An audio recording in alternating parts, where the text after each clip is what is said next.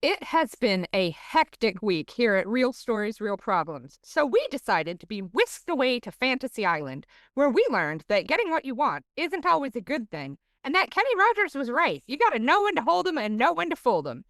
Come join us as we explore Fantasy Island with Mr. Roarke and Tattoo as they teach us exactly how to tell when you've had enough of a good thing. You're listening to Real Stories, Real Problems with Rachael and Roxanne.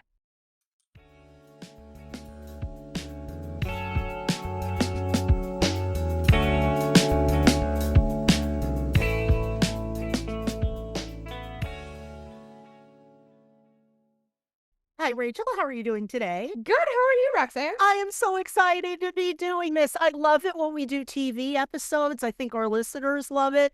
And Fantasy Island was easily one of my favorite shows when I was in junior high and high school.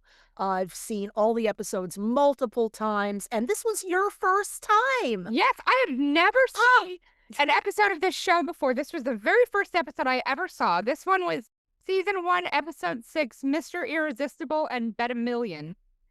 And this show is such a part of the cultural zeitgeist Yes. that I recognized things, even though I'd never seen the show before. Mhm. The opening where he rings the bell and he's yelling, the plane, the plane. Right, Like, right. I have heard that And 100,000 times. Seen it. Yeah, so it was very fun to see this show. And I really did not have much of an expectation for this 70s TV. Mhm. Some of it was good, but most of it was not. Mhm. So I went into this being like, well, if I never saw it, it was never in reruns anywhere where I was, maybe it wasn't great. No, this is a great show. Absolutely. Oh my God. Like the way that I explained it to my husband and my daughter was, it's like, what if Black Mirror was a little bit more low key and like on a tropical island?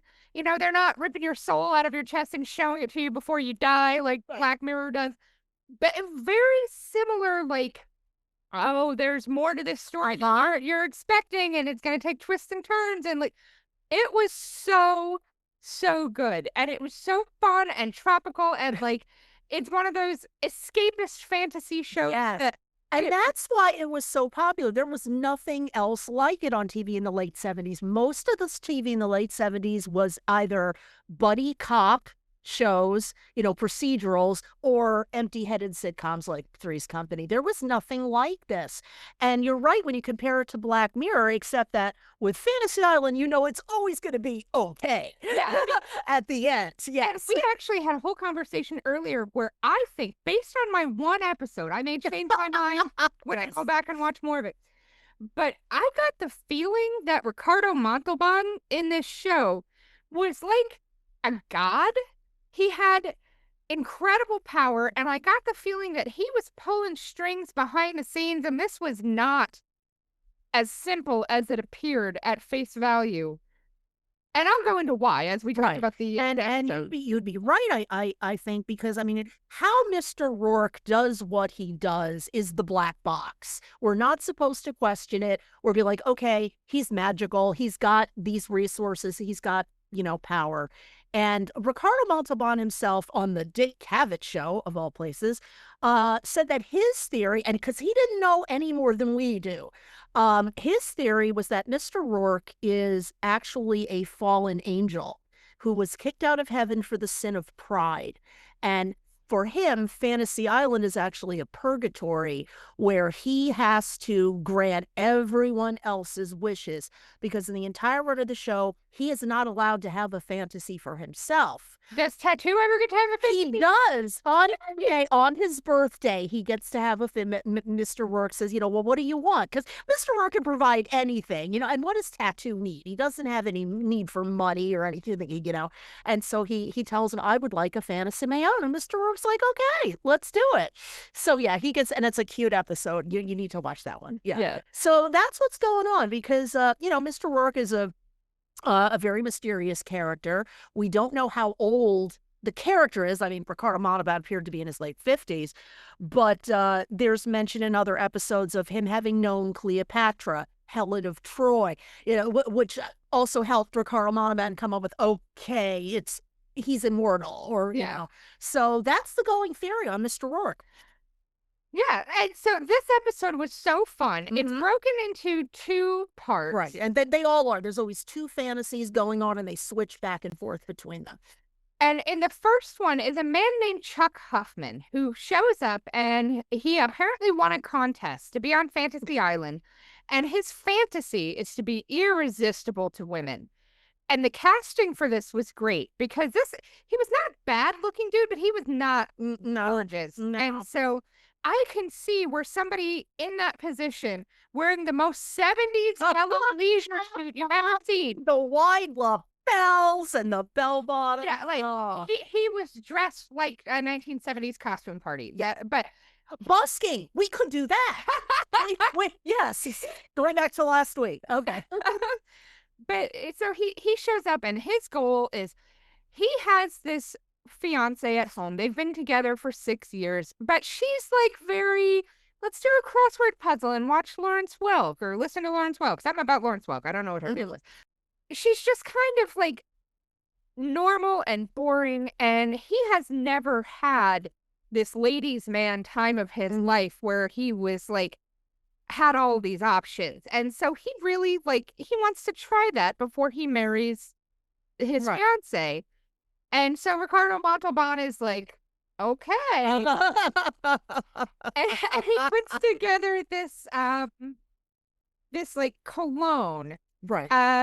And Chuck says to him, can you really make me irresistible to women like that as these hot women are walking by? And Ricardo Montalban says, them and every other woman, if that's really. And that's the key to Mr. Roarke, because there's always this underlying but. And he's upfront about it. He tells you, and they always do it anyway. But he offers him this cologne that he says that the local natives refer to this plant on the island as beloved. And they turned it into this cologne. And if you put a little bit on, it makes you irresistible. And he gives him like a half gallon of this cologne. And it's like, just use a little bit. If you use too much, it doesn't wash off easy. It takes several days. And so as Mr. Roarke's standing there, he puts a little bit on each ear. And then as he goes away, he's like pouring his hand and rubbing it on. Of course, Mr. Roarke knew was going to happen. Yes. And so as they're, doing this, he needs these results right away, apparently. And a woman that is sitting across from him at the pool as he sits down in a chair, like on the lanai. Yeah. She starts hitting on him, and he can't believe that this is working. Like, he's part of this fantasy island. Everybody in this world seems to know this exists. Yeah. But he still can't believe that this woman is into him. And so he's just like, okay, this is going to be the best week of my life. How exciting. And then as he's dealing with all of that, we meet Mr. and Mrs. Wade, who are going to try to pitch a business to another gentleman. Their goal, their fantasy, is to be able to convince this very wealthy man named Mr. Hayden to please invest in their idea for a hotel. They want to open a hotel. And in fact, he refers to himself as Mr. Hotel. What he does is, doesn't he sell linens and supplies to hotel chains? Yeah, he does a lot of hospitality industry. He just wants to own his own resort. He sells like hotel supplies, cleaning supplies, linens, towels. Like, he is a hotel supplier, and he has been for like 20 years. And so his belief is that he is uniquely suited to know what a hotel needs, to be able to design a hotel that appeals to people, because he's worked kind of in the nitty-gritty of it for his whole life. And his wife is so supportive of him. She wants him to have this. And so they spent like $6,000 to come to Fantasy Island for the opportunity to just sit next to this rich dude and pitch a hotel. And so he is going to go meet Mr. Hayden, and they discover that the casino where he's meeting him is only for high rollers. It's $5,000 a shot to play Baccarat. Right. And thank God for the Fantasy Island people understanding that not everybody knows that game, so they give you a quick, brief overview of how to play Baccarat. Exactly. Not everyone is James Bond. Right, exactly. And he sits down, and he loses most of Yes. his money. Right. And so they're bouncing back and forth between these two fantasies. And Tattoo is flirting with a lady at the roulette table and gets reprimanded. And then he's dancing with ladies in like a disco situation. He gets reprimanded for that. Oh, yeah. Like he is just into the ladies. And so this probably will explain, will let you guess what Tattoo's birthday fantasy involves. Yeah. Yep. Yeah. Somehow I'm not shocked. No. But yeah, he's dancing with the ladies, and Ricardo Montalban comes in and is like, "We're working. That is not your fantasy. This is It's just like everybody else gets their fantasy around here. Why not me?" And so, well, it's still season 1. Trust. Yeah. So it happens. and so they're bouncing back and forth between this and that. When Mr. Wade tells Ricardo Montalban, he's like, "I don't want to disturb Mr. Hayden while he's relaxing." And Ricardo Montalban looks at him and is like, "Your fantasy was to spend a few minutes in the company of this man. There he is. So you have to do it on his terms. He's high roller gambling. Get your ass in there and high roller gamble." High roller gamble. And so, when he's like, I don't have the money for this.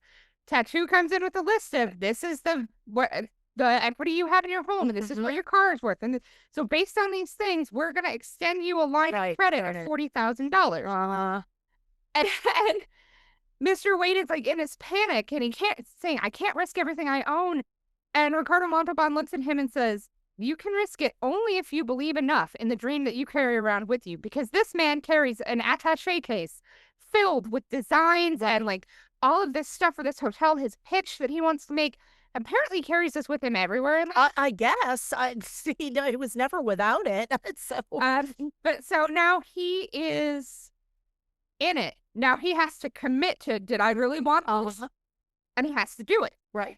And so then they're back to Mr. Huffman. And my note says, "Ooh, disco party with dime store Hall & Oates." Yeah. Because that's exactly what it was. Yeah, that did remind me of Hall & Oates, yes. And, Tattoo is dancing his heart out, and this hot blonde is encouraging, Mr. Huffman to dance. And we discover he has no rhythm. And no shade to Mr. Huffman, because I don't either. I know, I couldn't do it either. But he's dancing poorly, and he keeps bumping into people. And every time he bumps into a guy, the guy turns around and is like, "Hey, watch it." And that guy's girl is like, "I'm going to go with him." Yeah. And so then he has this group of women who are all like dancing with him. Right. And you can see that he is just loving it. That's exactly what he wanted. But he's now, pissing off the other men that are there. And the other guys that are standing there, one of them goes to the other, "What's he got that we haven't got?" And the other one goes, "Our girls." Our girls. See, part of the magic cologne does not include invincibility against angry husbands and boyfriends. Mr. Roarke kind of missed that part. And I'm going to circle back to this later, but I think it's really, really important to this story that every one of these women has a boyfriend that's on the island with her. Yeah. Where do all these people come from? I mean, I always ask this on Fantasy Island when there's other people. I'm like, why are they there? Do they work for Mr. Roarke? Do they live there? It just... Well, and my theory on this is that Fantasy Island has 2 parts. You can pay to just go to the resort and go gamble and do the things. Like, you could just take a vacation without having your fantasy met. Right. And then the people that directly work with Ricardo Montalban and Tattoo, they are paying for their fantasy to be met. That's a separate service, but you can just go to the island and hang out. That makes sense. So that's my thought there. But they're dealing with all this stuff, and Mr. Wade goes to the baccarat table, and he plays. And he plays, and he loses every hand, and he's down to like his last $10,000, but he had the opportunity to talk to Mr. Hayden, who gives him this kind of brush off that if you've ever done any kind of business with anybody, that, "Oh yeah, that's great. I tell you what, meet me at breakfast tomorrow and we'll talk all about it." Yeah, he had no intention of following through with this, but Mr. Wade's fantasy was to get to talk to this man. And now he's done that. Right. And it cost him 30 grand to do it. Exactly, because his fantasy was not and have him invest in the hotel. He should have been a little clearer. So, Mr. Roarke gave him exactly what he said. Okay, you talk to him for a few minutes. But, like, it's clear that he thought that this brush off he was getting was a big deal. Because he wakes up the next morning and he's got his attaché case and he's going to go to the breakfast meeting. And Mr. Roarke shows up and is like, he left this morning. The plane. I don't know why you thought you had a breakfast meeting with him, but you didn't. Right. Yeah. So he goes and he's so miserable and sitting by this pond and literally throwing his plans into this. He very nearly hit a swan. Oh, I didn't even notice that. Very nearly hit a swan with the hotel plan. And his wife sits down and is like, look, you gave it your everything, and I have no judgment about that. We've been here before. We'll be here again. Let's go home. We'll re-earn this money. I am proud of you. She was awesome. She was just an awesome, incredible spouse. And so they were so happy together, and that they just kind of come to this place where, yeah, you know what? You're right. We did it. We did everything we could do. And now, by God, this is all I wanted, was to have this opportunity. I'm good. And so then we go back to Mr. Huffman, who is asleep on a waterbed surrounded by a huge mess. It looks like Motley Crue had a party in this room. Yeah. And so he wakes up, and the maid, Leilani, is a plus-size African-American woman. Played by Mabel King, who many of you probably know. And the gag is that every woman wants him, including women he's not attracted to, like this lady, who was lovely. Yeah. Like, but whatever. But it was the 70s, Rachel. There was a different standard of beauty then. Yeah. But she shows up and she really wants him. And she's going to, fuck off work that day so she can go be with this man. And he's just like, oh, no. So he locks himself in the bathroom and escapes out the window. And he's just like, oh, no, this is too much. This is too much. And so we're back to Mr. Wade, and he's off to, dealing with all this stuff. And so Mr. Wade he's thrown his plans in the lake. The option of the hotel is run out. They don't have $50,000 to renew this option. His wife loves him anyway. And so they decide that they are going to go to the casino to do some more gambling, I guess. Get to try to re-win the $50,000 to re-up the option. Yeah. That was his deal. They got that number, and that they have the chips. They might as well, go see what they can do. And during this, there's a bit where a plus-size woman in a Swan Lake ballerina costume stops Ricardo Montalban and is like, oh my goodness, you let me be in Swan Lake, and this is so great, and thank you. And a male ballerina comes out and is like, we need to rehearse alone, ma'am. Go off. And Tattoo just kind of looks at him, and he's he's actually very graceful. Yeah, though that is a callback to a previous episode. That was her fantasy that was going on. But my notes say, I'm assuming this is a reference to something that happened before. Sometimes that'll happen. They sometimes there's a returning guest, or there'll be like another guest wandering who is just now visiting the island, not for a fantasy, but and they'll encounter Mr. Roarke and they'll do a thank you. So yeah. But as they're sitting in the Ricardo Montalban's office, Tattoo opens the blind, and Mr. Huffman is pressed against the window. His clothes are ripped, and he's all dirty, like he's been having to hike through the jungle to avoid these armies of women. And so they open the window, and he comes in and he says, I don't want to do anything with any of these women. I am so done with this. They don't care about me as a person. They don't care about my wants or my needs. They just want me based on, that I'm attractive, and I'm not enjoying that the way I thought I was going to. And, Ricardo Montalban tells him that he has been able to nullify the clone's effect on all but one woman. And he should meet her. And he opens the door, and it's his girlfriend, Stephanie.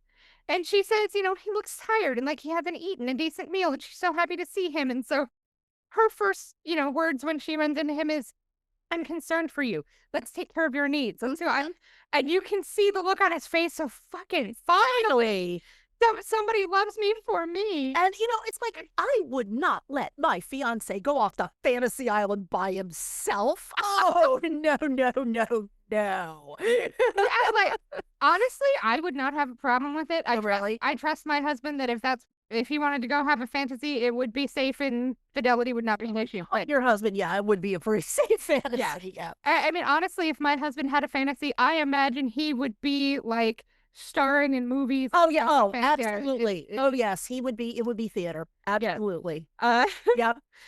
but yeah, so he's going through all of this stuff, and his girlfriend comes in, or his fiance, and he's so happy to see him, and she tells him that Ricardo Montalban sent for her 2 days ago because Yeah. he thought Mr. Huffman might need her. Yeah. Yeah. And so yeah, he's so excited.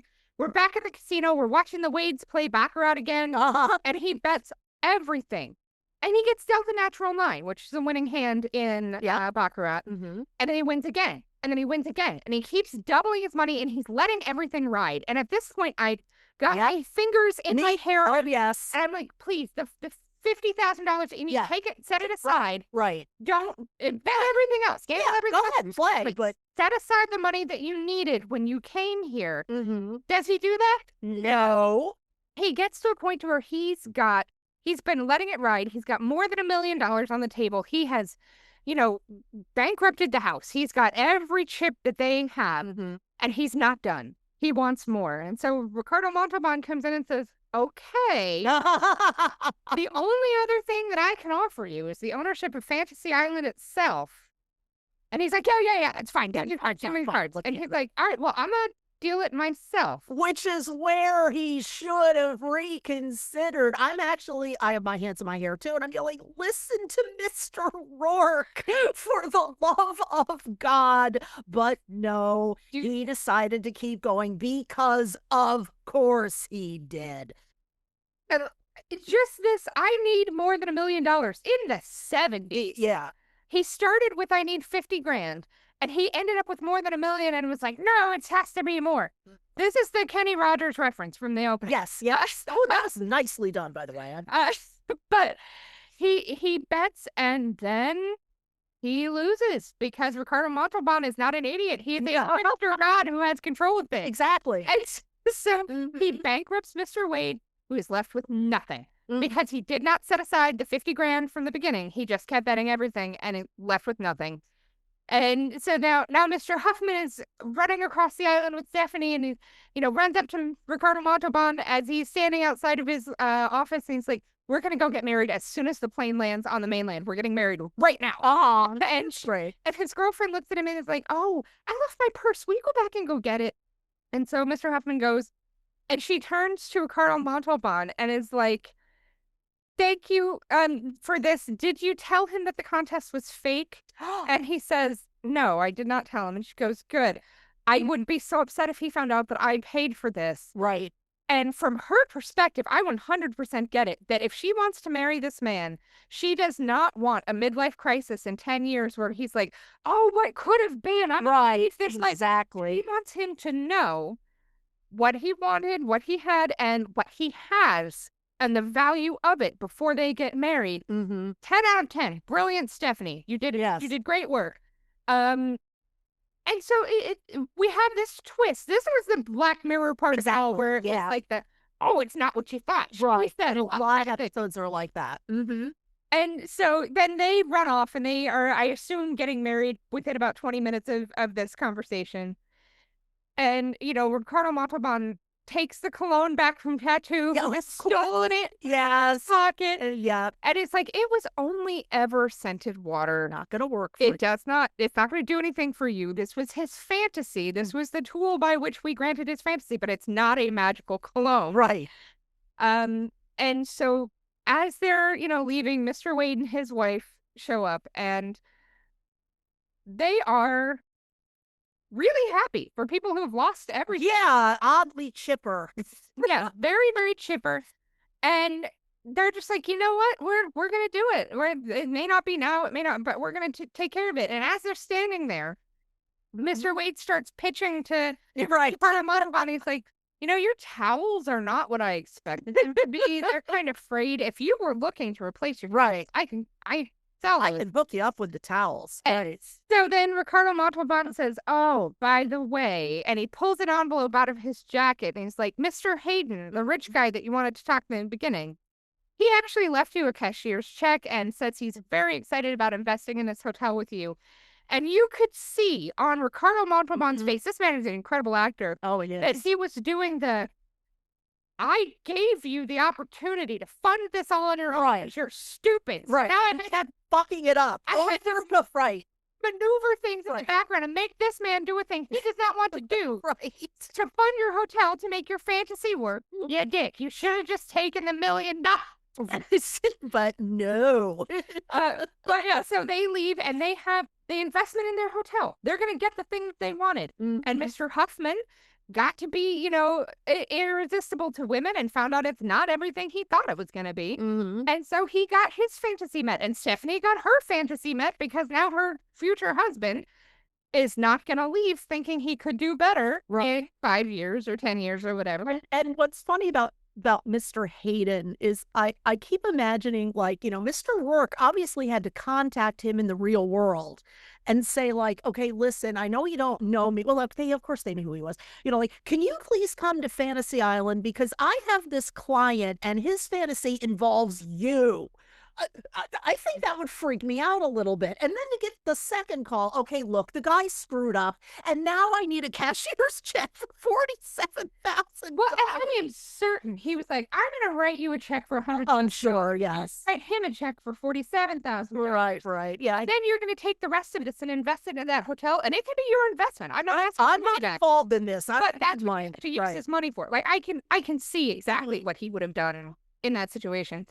But earlier, when I mentioned that I think it's really important to the story that all of these women have boyfriends and they're leaving these boyfriends to follow him. I think that was a big part of Stephanie's need was for him to see that this is breaking up other relationships. Good point. For him to see that and understand what it is he is doing. And that this is destructive. So this, I need to be with somebody else will destroy what you have. Right. I think that was very important to the story in a way that you don't really pick up on the first time you watch it. You're absolutely right. I mean, when you think of real life instances of cheating, it's not just the partner who is being cheated on that's the victim. Often the third party is also married or has a life that's going to be disrupted by this affair. Yeah. And so he needs to also understand that is what he is doing to Stephanie. He needs to be able to put that together and see these things and see the damage he's leaving behind as part of this being irresistible to women. Yes. And so I thought that was so brilliantly done. And they didn't have to do that. No. It would have been a fine show, even if it had just been a bunch of women around a pool. Right. But the fact that they thought that through and added in these men and made this extra obstacle and this, you need to really think about what you're doing because you're destroying all these people's relationships too. I thought that was brilliant. It was. That's a great observation. I never thought of that. So yeah, this is now a show that I need to go watch all of it because I literally never saw an episode. It was off of TV before I was old enough to like functionally be absorbing TV. So I had no idea that it existed outside of like conversation and references like on The Simpsons and stuff. Right. But yeah, this was so good. This was so good. If you were sitting around being like, there's nothing to do and nothing new to watch, go on Tubi right now, pull up Fantasy Island. They've got all of it as far as I'm aware. Yeah. And start at episode 1 and work your way through. It is fun. It is interesting little twists and turns. There's morals and it's positive and like very, tropical and very vacation-y. It doesn't feel serious, but it very much carries serious messages. Yeah. They're morality plays Yeah. when you get to the end of it. And, listeners, by all means, did you watch Fantasy Island? What would your fantasy be? What's your theory on the lore of Mr. Roarke? That's a good question. What would your fantasy be? Well, it would be teaching at Harvard. It would be teaching, or no, not Oxford. It would be teaching Shakespeare at Oxford. Hands down. Didn't even have to think about it. Why? What's yours? Honestly, I am in the process of writing a book, and I would love to to get to a point where it's finished and have it be something people enjoy. Yeah. Like, if it sells, that's great. If it doesn't, that's fine. But I just want people to like it. Yeah. To enjoy it and get something from that experience. And granted, I'm writing a book of short horror stories. So it's not like a romance novel or something that's going to be It's Fantasy Island. Yeah, So yeah, absolutely. But yeah, so I would 100% do that. Because I'm assuming that my larger goals of like I want to reforest the United States. And I want certain politicians to be gone, and that Ricardo Montalban's not doing that. Yeah, well, no, Mr. Roarke could do anything. But the problem is, after 72 hours, it goes back to normal. But yeah, if I could finish the book and know that in my hands I have a thing that is going to be well received, people are going to enjoy it, that it's going to be a net positive for me and not a time sink where I threw all of my time and then it turned into nothing. So that would be, for right now, I would take that. Beautiful. But yes, let us know, what would you have Ricardo Montalban do for you on the island? On the island. Not other things. Right. But thanks for listening to Real Stories, Real Problems with your hosts, Rachael and Roxanne. We hope you enjoyed our deep dive into being happy with enough and Fantasy Island. Join us again next week for a glimpse into another financial problem and a documentary all about it. If you enjoyed our show today, please remember to like, subscribe, and leave us a review on your podcast app. Thanks for listening. See you again next week. Bye for now.